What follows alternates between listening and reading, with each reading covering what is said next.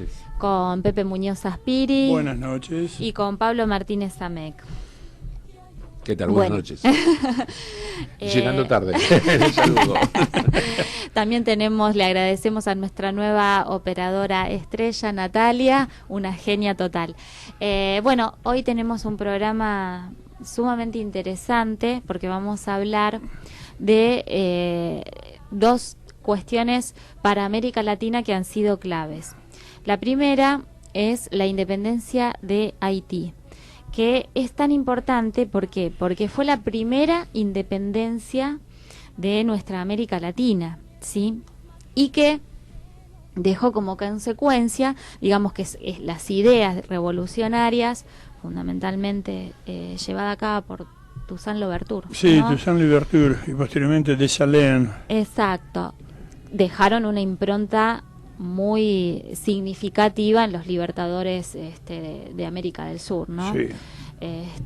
Así que bueno, vamos a hablar un poquito de eso con Pepe, que preparó el tema, y también una cuestión muy interesante para América Latina y que es lamentablemente poco tratada en los colegios, que es la Revolución Sandinista, la primera etapa, porque digamos que la que más se recuerda es la del 79, ¿no? La revolución del Frente de Liberación, pero hubo, digamos, un antecedente que fue el propio Sandino con sus levantamientos campesinos, ¿no? El campamento de las Segovias. Exacto. Así que bueno, es un tema sumamente para América Latina, Nicaragua.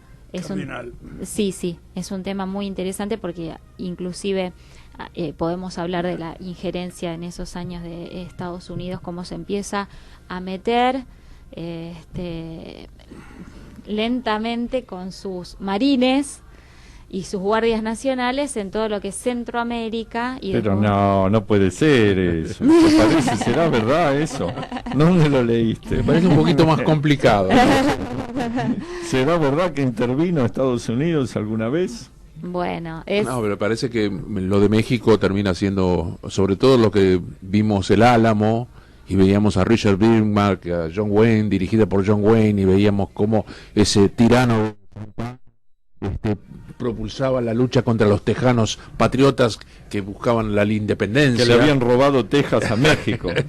No, pero lo más interesante es el coronel Travis cuando dice, voy a marcar, y saca la espada y dice, los que quieran quedarse se quedan acá y los que demás se pueden ir. Entonces se van algunos, y eso está copiado de un hecho histórico real, pero que sucedió con Pizarro en el Perú, que cuando dice, acá hay una línea que se llama Perú, los que quieren seguirme, me siguen hasta el Cusco y a buscar las riquezas, y los demás se quedan acá, que son los que lo siguen los famosos 12 de la fama. O sea que vos es decir, que afanan hasta los hechos históricos ajenos. Chorean muy bien. De Hollywood. No, es interesante porque Hollywood legitima, con un saber popular muy flexible y muy carente de sustento histórico, legitimaciones que son absolutamente opinables.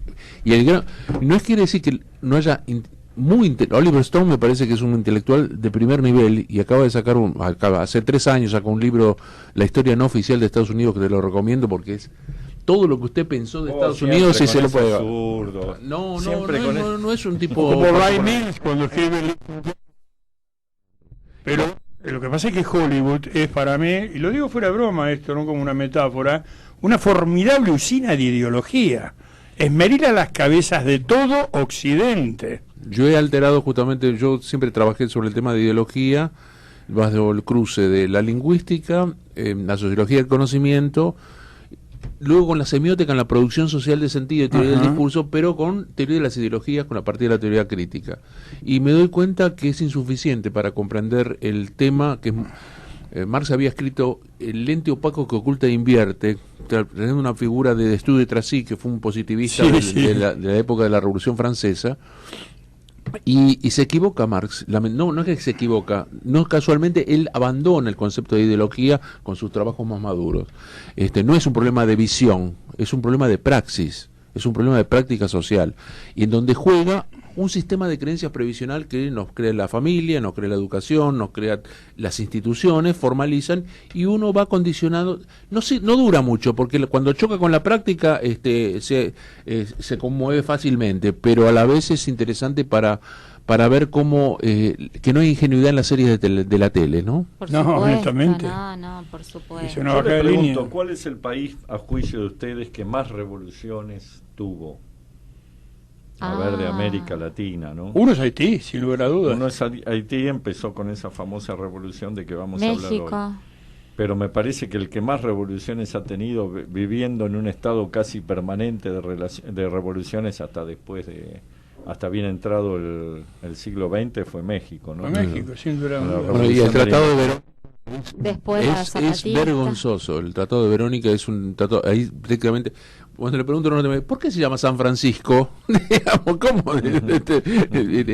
San Francisco, Los Ángeles, San Diego, Nuevo México. Y todo es, y logran mimetizar, y después te crean la culpa de que vos sos un extranjero que está invadiendo sus lugares. Una cosa Claro, increíble. claro. Y sí, buena parte. Le robaron prácticamente entre el 50 y 55% de su territorio a México. Casi el 60, sí. Casi es el real. 60, dicen. Yo Pero no- más, Bueno, eso de que, ¿para qué vamos a tener territorio desierto, como dicen por acá los muchachos del No, gobierno? bueno, pensemos que- no lo dice el gobierno. Eso ya está institucionalizado, inclusive en filosofía de letras, en la corriente del Tulio Romerismo. Es decir, Tulio Alperindongui y Luis Alberto Romero, que hablan de la patología del nacionalismo territorial. Evidentemente hay países muy enfermos. Uno es Estados Unidos, otro Pero es no es Brasil. una patología. Es No, una- no, ellos lo llaman patología. Claro. Otro es China, otro Puede es ser Rusia, el otro es país. la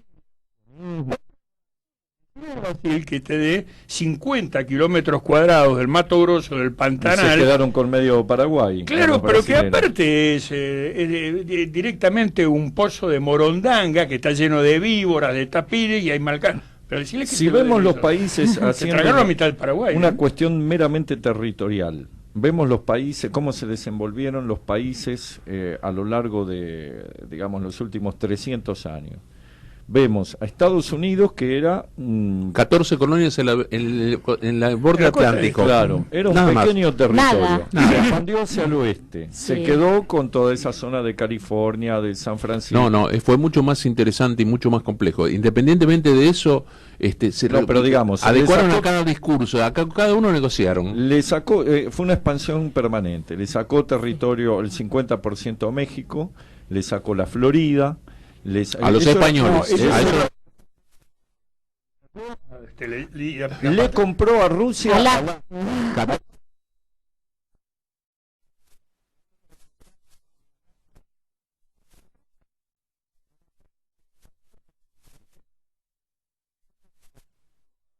España. a España.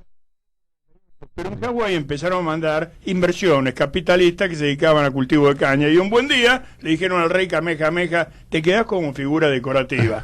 Y esa es la expansión que vos estás diciendo, Javier, que cuando el cowboy llega desde esas colonias de la parte oeste, después de tragarse la Luisiana y otras más, a las costas del Pacífico, se saca el traje de cowboy y se pone el traje de marine. Y hace dos mares nostrum. Uno es el Pacífico, entre ellos la isla de Guam, chiquitita que tenía España, estratégica porque de ahí salió el Enola Gay, que tiró las bombas atómicas en Hiroshima y en Nagasaki, y el gigantesco Mare Nostrum, que es la cuenca del Caribe, justamente. Lo que vamos a ver hoy. Mare Lo que vamos a Nostrum ver- para los norteamericanos. Obviamente, eso es.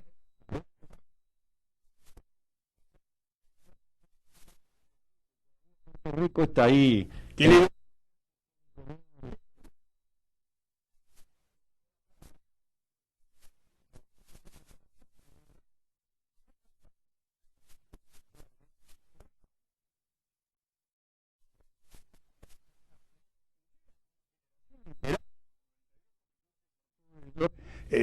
recupera un poquito el orgullo nacional.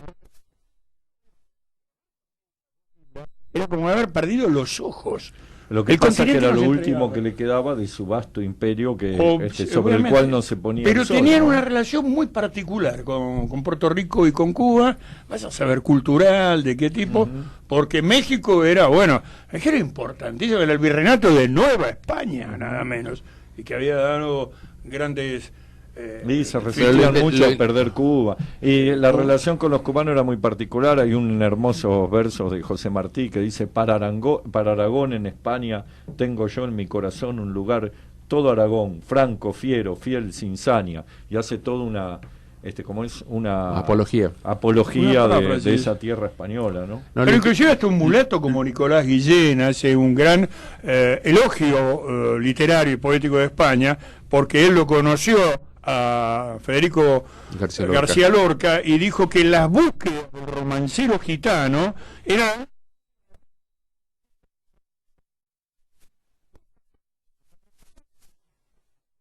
Claro, eso es hispanidad, no españolismo. Hay un célebre, hermoso poema de Federico García Lorca que no lo recuerdo en este momento, pero está situado, ambientado en Cuba, durante su pasaje por Cuba. Sí, había evidentemente un fluido contacto entre Cuba y España, mucho mayor que con el resto de los territorios. O cuando Guillén habla de los dos abuelos, sombras que yo lo veo, me contan mis dos abuelos, el abuelo blanco, que es el español, y el abuelo negro, y reivindica a los dos, Teita Facundo y papá Federico se encuentran, Facundo, Federico, los dos un mismo brazo. Claro, está reivindicando la sangre, el mulataje, que afortunadamente se dio en toda América. Se dio de otra forma en Brasil con los lusitanos, pero también se dio. Bueno, eso es hispanidad. Interesante también como España, lo recupera sobre todo para el debate interno en el marxismo, José Carlos Mariátegui. Es verdad. Sí. Con su sucesión en la actualidad, digamos, o ya está grande Quijano, pero es un continuador de este pensamiento, en donde no tan solo el modo de producción y la propiedad de los medios de producción sea la determinante de la organización social, sino también para América Latina, y Quijano yo lo planteo justamente en los textos del CBC, el color de la piel. El color de la piel que exporta España tiene por primera vez un particular, un sistema de identidad alternativo a como fue antes. En América Latina no podía haber príncipe y mendigo, porque por más que lo sacaras de la calle al mendigo, lo lavaras, lo vistieras, le sacaras los rulos y le pusiera pelo lacio, era el color de la calle es de color de la piel, y el digamos del consejo de notables de la clase nobiliaria es otro color. Bueno, algunos se lavaban mucho para tratar de parecer blanco, como Bernardino Rivadavia.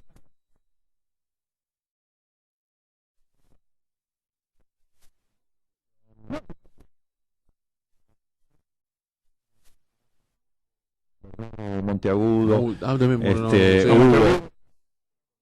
el otro era Bernardino González, que se puso Rivadavia para hacerse el gallego, y le decían despectivamente el mulato Rivadavia, lo mismo, claro, que era oscuro porque era andaluz San Martín. Sí. Pero muchos conquistadores que venían de Andalucía acá eran más oscuros que naturales de las Indias, que la gente se asustaban acá. Los naturales de acá decían, mira los negros que vienen ahí. Hasta hubo conquistadores negros. Eso lo vamos a tratar en algún momento, africanos. Yo tengo otra hipótesis con San Martín, pero dijémoslo así, digamos. ¿Cómo se llamaba? ¿Recordás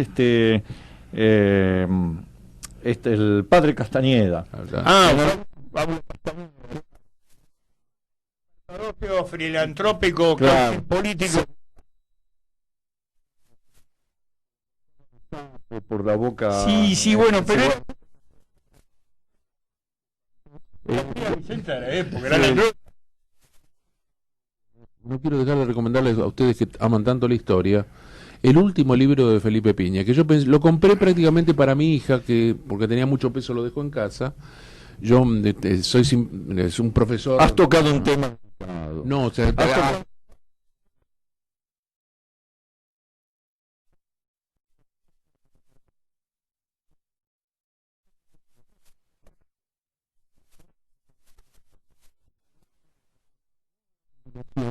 de todo el background de la filosofía del derecho en la cual breva Mariano Moreno en Chuquisaca. Bueno. Y va a una cosa mucho más profunda. Yo pensaba los clásicos de los cuales siempre más o menos armamos, y arma una cosita bastante interesante que me sorprendió, porque pensaba encontrar una apología de su amor de prócer, ¿viste? Porque él tiene un prócer en Mariano Moreno, una apología del prócer, digamos. Moreno fue un jurista que era el defensor de los naturales, es decir, el defensor de los indios, que era Victorián de Villava, que era un hombre de... Yo hablo en parte de esto en mi libro de Monteagudo, cuando trato las influencias que recibió Monteagudo, y parcialmente las de Mariano Moreno en Chuquisaca. Entonces, Mariano Bedia Mitre y Javier Garín. Claro, lo que pasa es que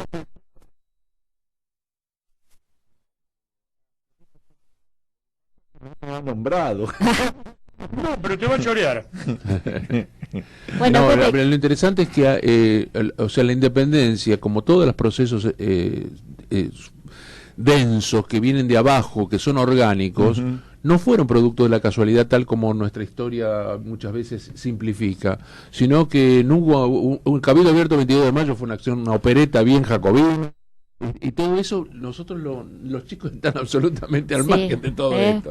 porque estudia más que nada los hechos. Un día, Exacto, un a día, la otro día, norteamericana, otro los día. próceres Claro. y los hechos. Claro, Sí. lo fáctico y no los procesos. Cabildo, para los que somos, además de historiadores militantes, diríamos que fue una gran aparateada Una que gran le hicieron al aparateada, virrey, exactamente. armada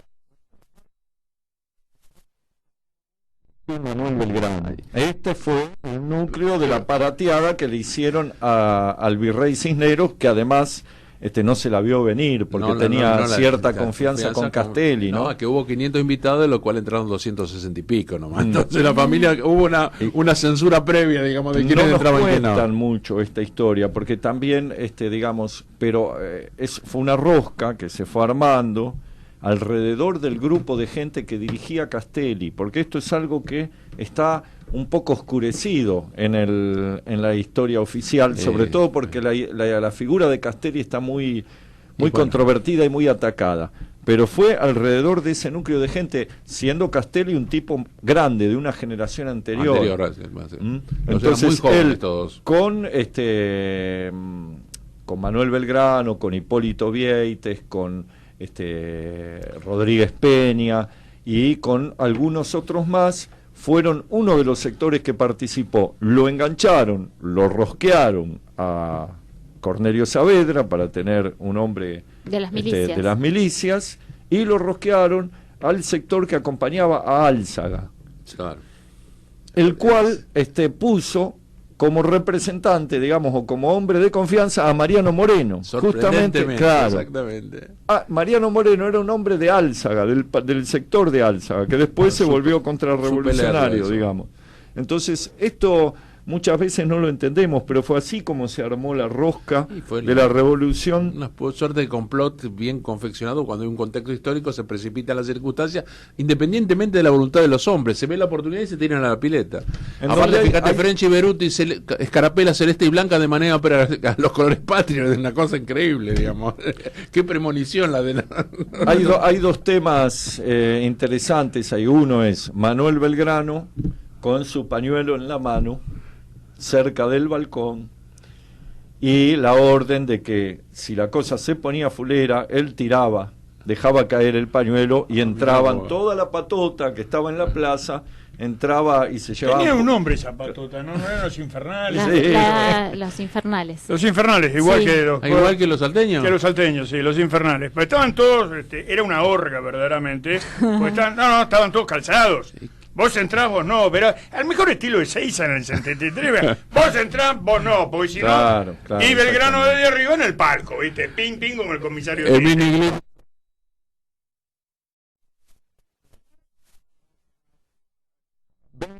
Mierda todo, bueno, no fue necesario porque Pero salió bien, y aparte estuvo Castelli pronunciando un famoso discurso que no se inspiraba ni en Rousseau, ni en Voltaire, ni en ningún personaje de la Ilustración, ni en Montesquieu. Se inspiraba en un jesuita, Francisco Suárez. Claro, Fue la claro, teoría de un jesuita, Francisco Suárez, la que dio fundamento a la teoría de la reversión de la soberanía que explica Castelli en su famoso discurso. Y esto también la historia oficial lo oculta un poco, ¿no? Porque nos presentan como principal influencia la de la Ilustración. Yo estoy por sacar ahora, en estos días voy a presentar mi último libro, que es Anticristo, que es trata sobre la profecía del Anticristo, del Apocalipsis, según la interpretación de otro jesuita, de Manuel Lacunza. Y ahí dedico varios capítulos a tratar el tema de la influencia de los jesuitas en la Revolución de Mayo. Un tema que está poco y nada conocido. hay quienes exageradamente llegan a decir que la revolución fue la venganza de los jesuitas por la expulsión de 1767. No vamos a llegar a ese extremo, pero sí tenemos que decir que hubo una fuerte influencia de los jesuitas sobre expulsos, digamos, sobre el movimiento revolucionario. Y a través de hombres como del pensamiento de tipos como Vitoria o como Mariana u otros. Bueno, por eso lo destaca bien Fermín Chávez en Historicismo y Iluminismo de la Historia Argentina. Vos estabas hablando bien en la tesis de Suárez que el poder deviene de Dios en la multitud y la multitud lo da en el rey, pero si el rey no cumple, si el rey... Porque no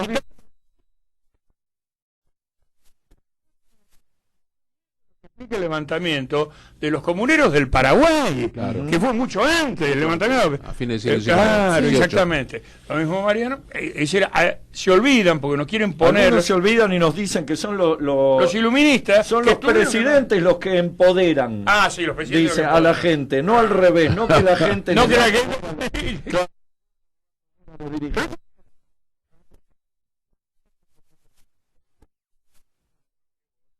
Que digamos esto, en tanto y en cuanto cumplas nuestras leyes, y si no las cumples, y eso es justamente la teoría de Suárez y de Mariana. Claro. No voy a decir que todo lo nuestro es la misión con música de Ennio Morricone, claro. Bueno.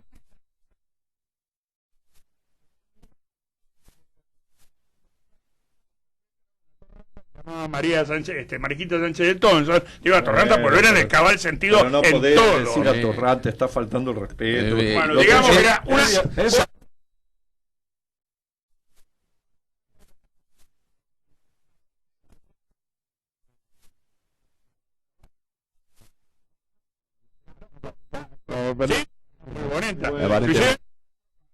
Ustedes se ocupan de toda la...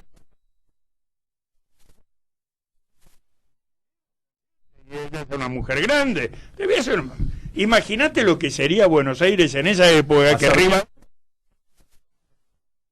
le calentó y erotizó fue que se encontró con una mujer del poder. Esa fue la, puede ser. la verdad. También, con cierta cultura. Rivadavia cuando llega acá, que bueno, los barcos fondeaban lejos, por el poco calaje, entonces iban los carros y tiraban, baja Rivadavia y en determinado momento se empieza a tirar barro encima y le dice, pero te volviste loco, Bernardino, que está lleno. Muchachos, hay que acostumbrarse, como diciendo, venimos de Champs-Élysées, vamos a la Villa 31. Empezá a poner cumbia villera, porque hay que acostumbrarse. Vamos a empezar a tomar vino en cajita. Bueno, no, estoy diciendo que esto era la marginalidad total.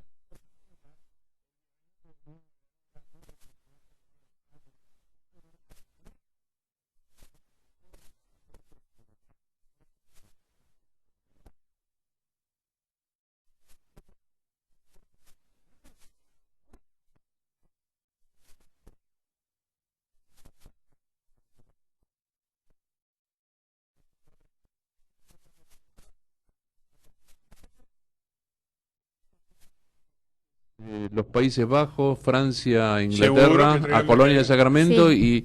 y sorprendentemente, pese a ser una gran aldea donde la mitad eran mestizos o esclavos, o negros esclavos, teníamos moda, teníamos cristales, cosas que era absolutamente sofisticado donde las calles no tenían ni mejorado. Lo primero que escribió Alberti fue el periódico La Moda. Claro, lo primero que La Moda, no teníamos ni siquiera empedrado. No teníamos empedrado. Pero es famosa una escritura que le decían, hacendado le dejo a mi hija 40.000 cabezas de ganado y una tijera de hierro.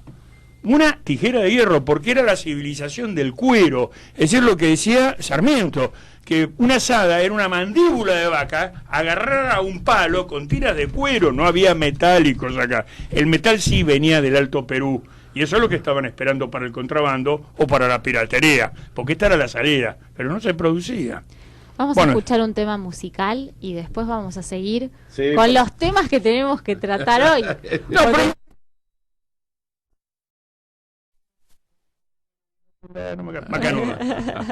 Vamos a escuchar Sábado de Divididos. Los circuitos de una radio son parte del pasado. Nos movemos en un mundo binario. en un espacio donde siempre vas a tener tu lugar. Radio Sónica. Radio Sónica. La radio más escuchada en Internet. Bueno, volvimos. Bueno, muy interesante la charla sobre los movimientos revolucionarios del siglo XIX en América Latina, en Argentina en este caso. Así que bueno, podemos comenzar con la independencia de Haití, que es uno de los países precursores, ¿no?, de estos movimientos. Sí, es anterior a los movimientos emancipadores del siglo XIX, 1800. Este comienza en el siglo XVIII, en el 1700. Y bien, a cuento yo recordé, acá lo tengo, un trabajo que había escrito muy sucinto que me habían pedido sobre Haití, porque ahora es fácil hacer antikirchnerismo. Pero en el 2004, no, yo sacaba una revista que llamaba El Escarmiento, bueno, donde le damos con todo, bueno. Y justamente en el año 2004, yo publiqué un artículo que se llama Pingüinos en el Caribe, porque fue la primera misión militar que mandó la Argentina, una misión de paz, obviamente, de cascos azules, pero que estaba integrada por las tres fuerzas, estaba integrada por la Armada, estaba integrada por el Ejército, y sobre todo por la Fuerza Aérea, que llevaba un hospital desmontable, que después tuvo una excelente actuación en Chile, después del terrible tsunami que existió. Fueron ahí, lo montan en base a varios containers que hay, tienen varias salas, y había gente que se iba a tratar a lo mejor de dolencias que tenían hace 1000 años porque no había medicina pública. Bueno, a partir de que nosotros no había medicina pública en los sectores populares de Chile, pero eso es anecdótico. A partir de que íbamos a Haití me dicen, bueno, pero ¿qué es Haití? Me hace acordar a Gabriel García Márquez en El otoño del patriarca, cuando se va el acorazado, y le dice, cuando los gringos le gritaron, ahí te dejamos con tu burdel de negros a ver cómo te la compones sin nosotros, y le dejan de regalo una silla eléctrica para que aprendan a matar civilizadamente. Entonces, en las tangas callejeras, cada vez que había un apagón se daban cuenta que estaban amasicando un tipo y se tomaban un trago a la memoria de ese condenado. Pero como no había suficiente energía eléctrica como estamos ahora con Aramburu, era 1, 2, 3 veces, hasta que finalmente lo mataban con golpes de una silla, porque tampoco tenía ni para una bala. Todas estas cuestiones las escribe García Márquez, que es maravilloso, pero en cierta forma Haití es un país surrealista, y es un país surrealista no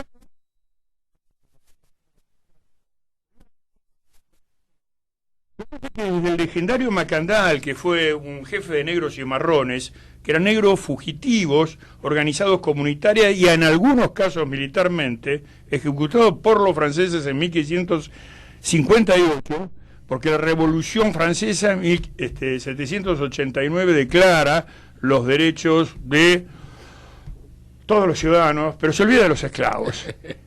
Y le deja un poquito a los mulatos, le deja un poquito a los libertos, pero los esclavos no, porque se le venía la economía abajo de las plantaciones.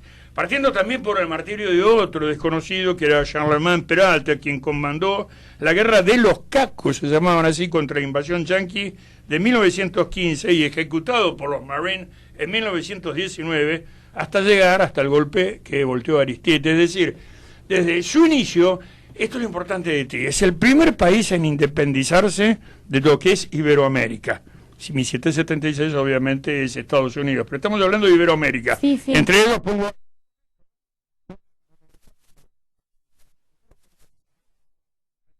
se apropian de una parte, queda lo que es Santo Domingo, actual República Dominicana, y ellos agarran esa mordida, donde se instala una suerte de aristocracia mulata, que en este momento tengo un amigo mío que estuvo trabajando bastante tiempo en Haití, pero no en las fuerzas de paz, me dijo,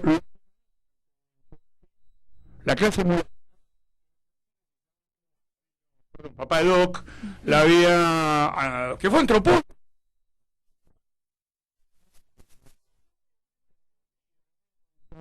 sí, terrible, que tienen los tontón Macut, los tontón Macut.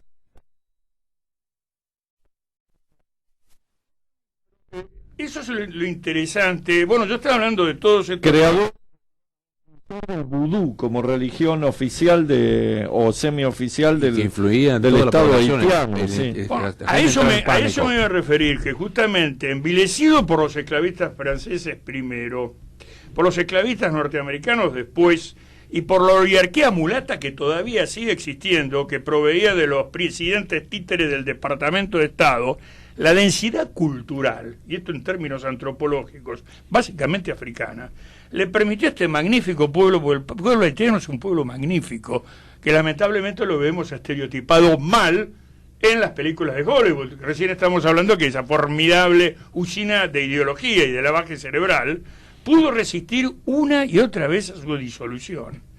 Esta cultura tuvo su salvación, que no se reduce a lo que vos te referías, esa versión folclórica del vudú promovida por Hollywood.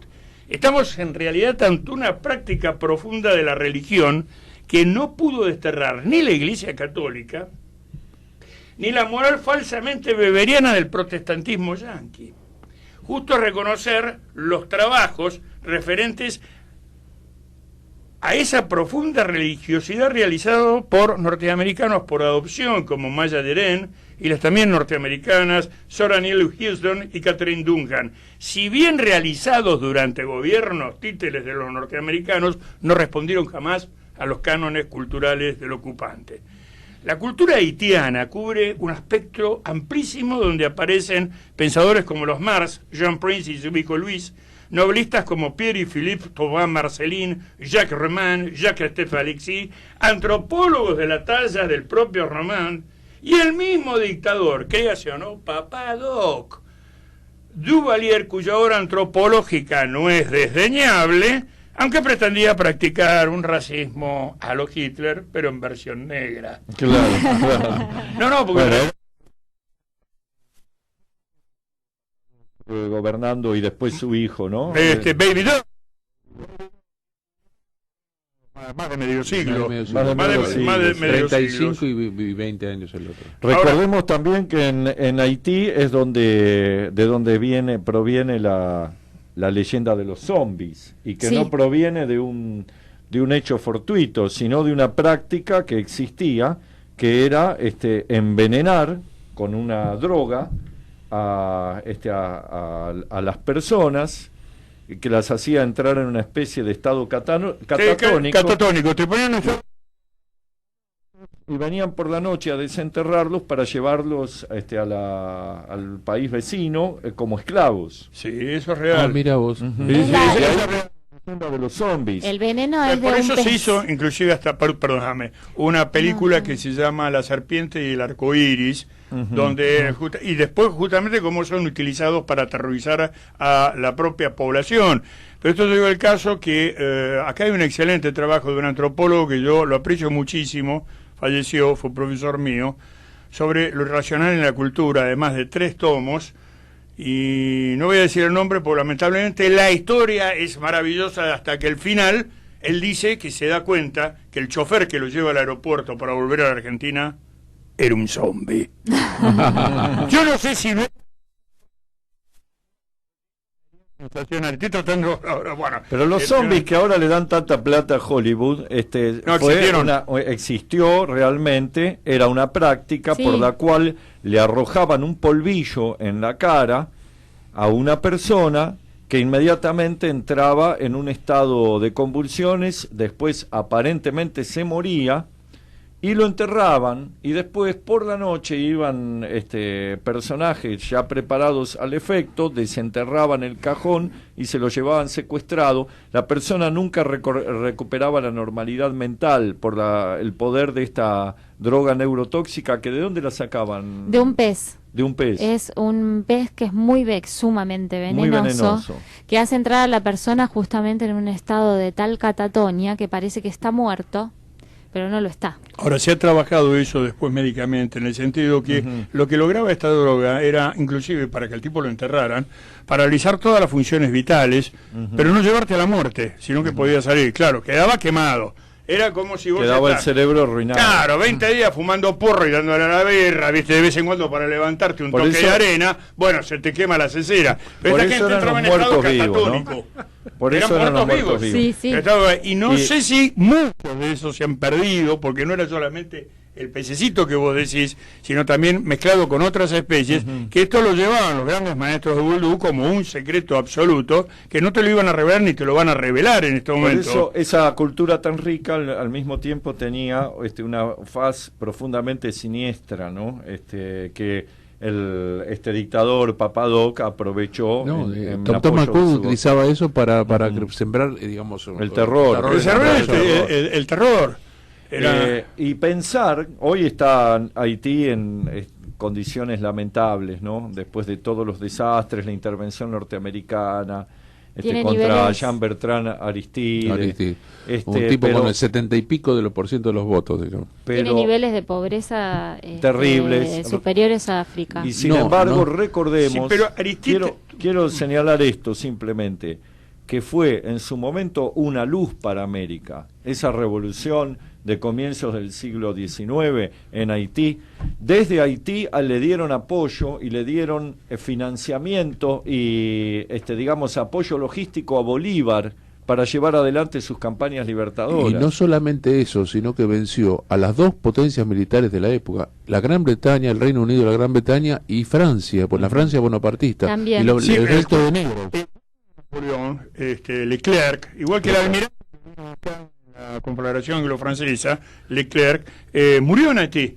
Está bien, murió por la fiebre amarilla, pero murió. Es lo mismo que el general Rudel murió en Rusia, sí, pero murió de frío. Bueno, Macanudo, pero murió en Rusia. ¿Qué carajo fue a hacer en Rusia? ¿Viste qué es lo que fue a hacer? Le derrotó a los dos. Y después de Jean-Baptiste Louverture, que ese es un personaje maravilloso, que se rinde a los franceses, que le prometen un contrato de libertad, bueno, lo hacen pudrir en una cárcel y él muere en una mazmorra, viene Dessalines. Y Dessalines es muy interesante porque proclama la independencia nacional de Haití, y durante su reinado, porque no era una república, era un reinado, madura la idea de invadir los Estados Unidos, emancipar a los esclavos y convertir al sur de Norteamérica en un estado federado Haití. También se interesó por la suerte de Hispanoamérica y manifestó su apoyo a Francisco de Miranda, que fue uno de los primeros. Siguiendo la tradición de los caudillos haitianos, obviamente no murió en la cama. Ahora, ¿cuál es el estado en que se encuentra Haití en este momento? Haití era una selva maravillosa y tropical, es un país devastado, se le saca una foto desde un satélite y se ve completamente rojo porque ha sido deforestado totalmente. Bueno, pero por suerte ahora lo tenemos a este gran actor, Sean Penn, que va... No, pues ojo de esperadores, Sean Penn. Bueno, está bien. A la norteamericana.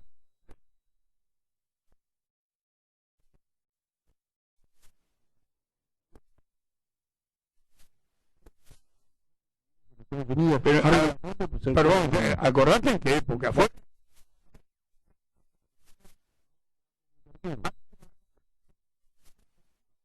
Vamos a terminar todos los temas. No, ya primero.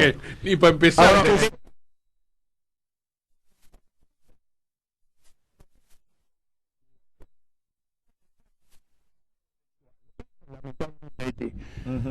Bueno, por 5 tuvieron la desgracia, tal vez la fortuna, de que vino el SIDA. Entonces ya no pueden dedicarse a ese comercio infame. Es un país martirizado porque hay que ver lo que son. Yo estaba hablando de algunos, puedo nombrar montones de escultores, de pintores maravillosos, de músicos, de diseñadores de ropa, de poetas. Estos pequeños...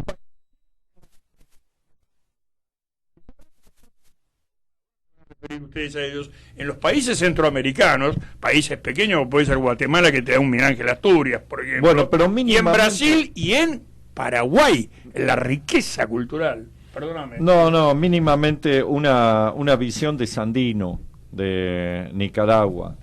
Sí, el tema es muy amplio para tratarlo en poco tiempo, pero yo creo que también para entender la revolución de Sandino, la primera etapa, porque recordemos que hubo dos, la primera que se inicia en 1926 y la segunda ya el Frente de Liberación Sandinista en 1979. Pero eso más retomar una posta histórica Sí, de una totalmente. lucha antes que... Lo importante de Nicaragua es entender su economía y su posición geopolítica, ¿no? Su posición geográfica, mejor dicho.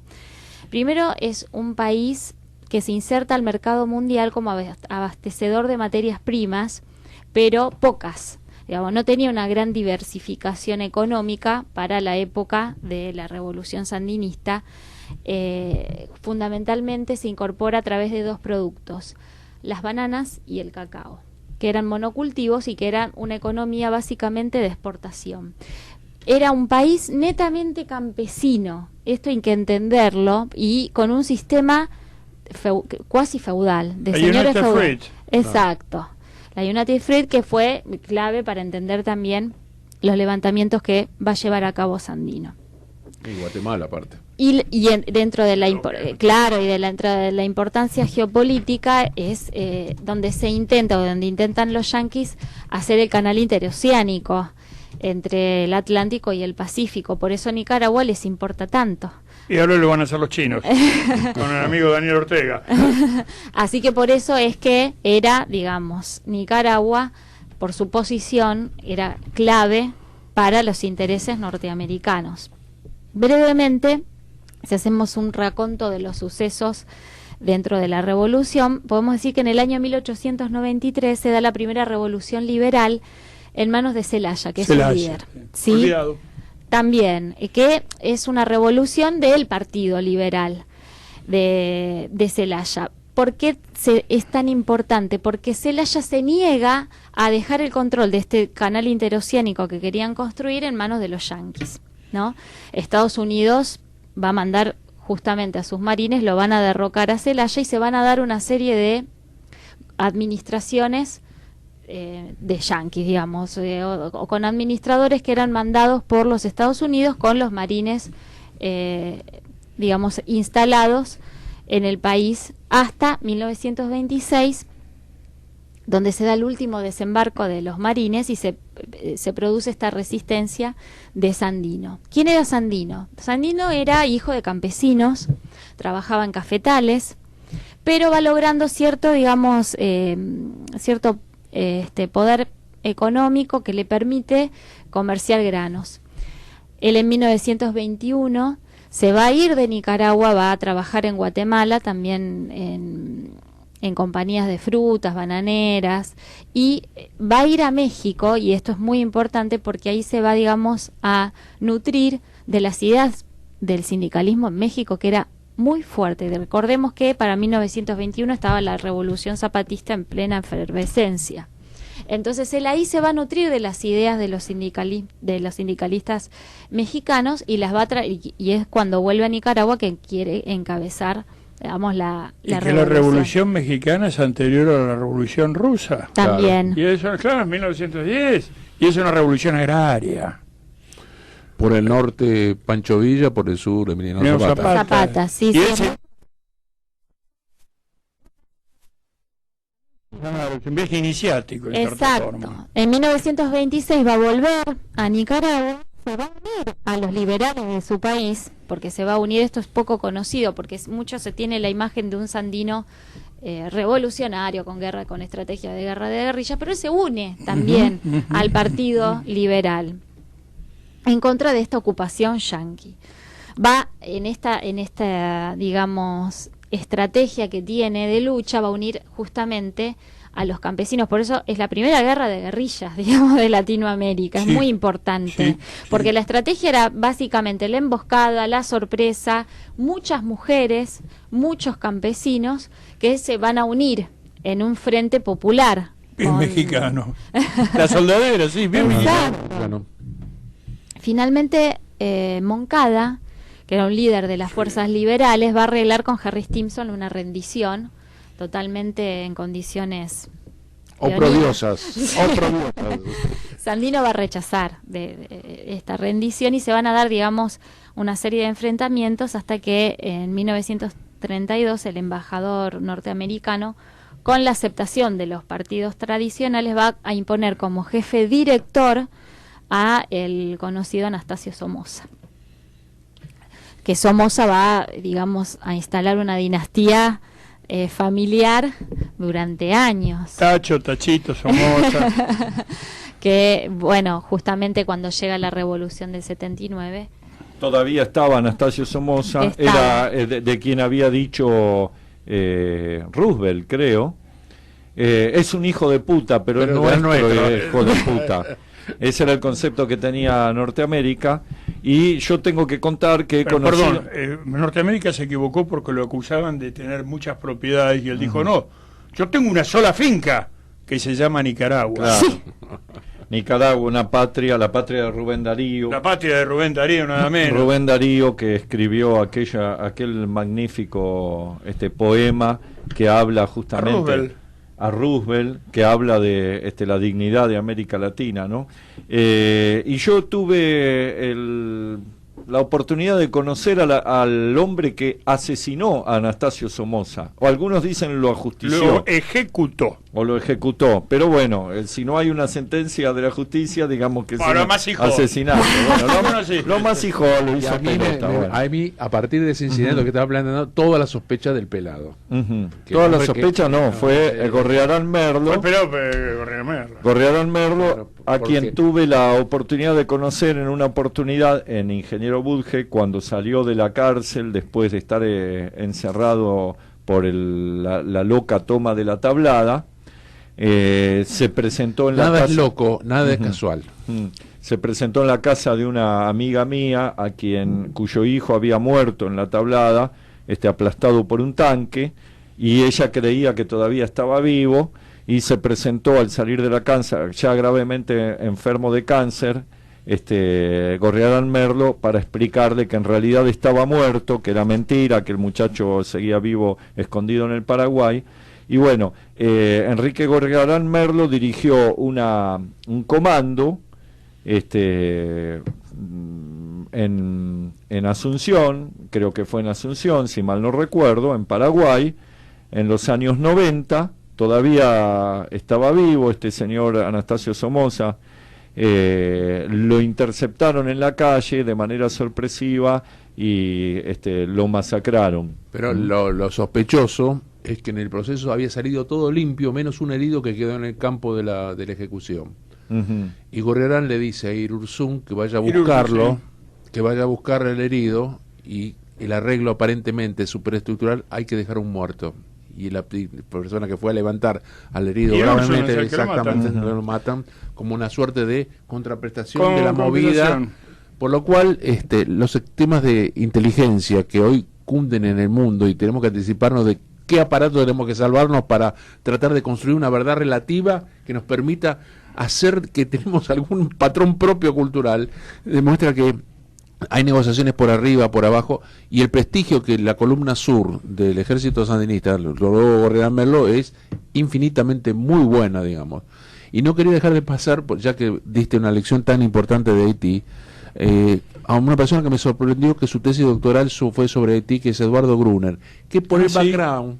Por el background de Eduardo me sorprendió, porque él es más bien un hombre de izquierda dura, digamos, muy plástico, tuvo la oportunidad de leerlo, y muy muy interesante porque da aspectos humanistas, como vertebraste vos ahora a partir de lo artístico y lo demás, de una persona que usualmente son de construcciones más rígidas o más duras, y Eduardo estuvo brillante. Eduardo Gruner fue su tesis doctoral sobre Haití, un tema que me pareció muy extraño para el hombre que... ¿En sociología? En sociología, exactamente. No, doctorado en ciencias sociales. En ciencias sociales. Agradecerles, acá nos mandan saludos Letu Rodríguez, Soledad Benítez, Eduardo Ernesto Biasiotti, que dice, siempre se aprende mucho contigo. Letu Rodríguez dice, bueno, aprendiendo por la radio. Emanuel Ben nos dice que se cortaba un poco el audio. Ahora aparentemente se escucha un poco mejor. Y bueno, nos están escuchando sobre este tema, les agradecemos a todos los que nos están siguiendo, y nos quedan un montón de temas, no sé si quieren redondear algún tema, alguna A mí me idea. gustaría, en un minuto y medio, no sé, lo que deberíamos hacer es lo que no hace la historia latinoamericana, que nosotros tenemos esta atomización. Justamente, una de las grandes virtudes de esas cosas que la frivolidad de Tulio Alperindongui, con su histeria de seducción... ¿Pero por qué haces con...? No sé, de esa manera, digamos. Pero su gran texto es Historia Contemporánea de América Latina, en donde un libro de encargo, una obra muy buena porque trae a los Hobsbawm una periodización, pero después cómo se opera esa periodización en cada país. Y nosotros en América Latina tenemos este gran drama, que tenemos historias particulares, pero Bueno, que no pero están eso fue...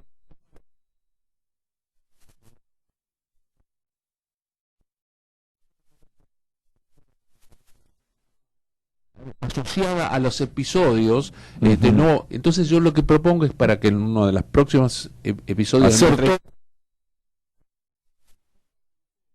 porque una cosa es Caribe, otra cosa es Centroamérica, otra cosa es... Y sin embargo... Han hecho, por ejemplo, desde el marxismo, la izquierda nacional, como veis, la historia de la nación latinoamericana. Ese es un excelente...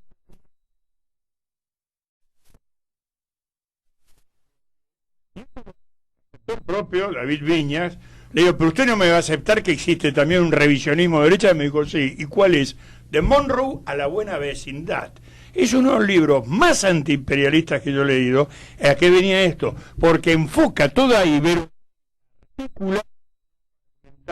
ante un enemigo común, que es el águila calva. El águila calva que está sobre todo en América Latina. Y ahí empieza a ver las relaciones, cómo se nos parten, esto, viniendo de un hombre del nacionalismo nacionalismo católico, pero yo nacionalismo autoritario. Tenés medio un poco tirando a fascista. Sí, bueno, no...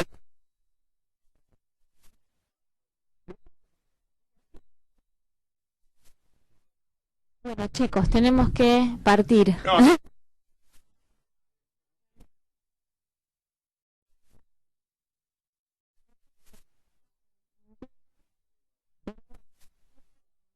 Tirano es veloz, así que saludos. Qué buen tema, qué buen tema. Bueno,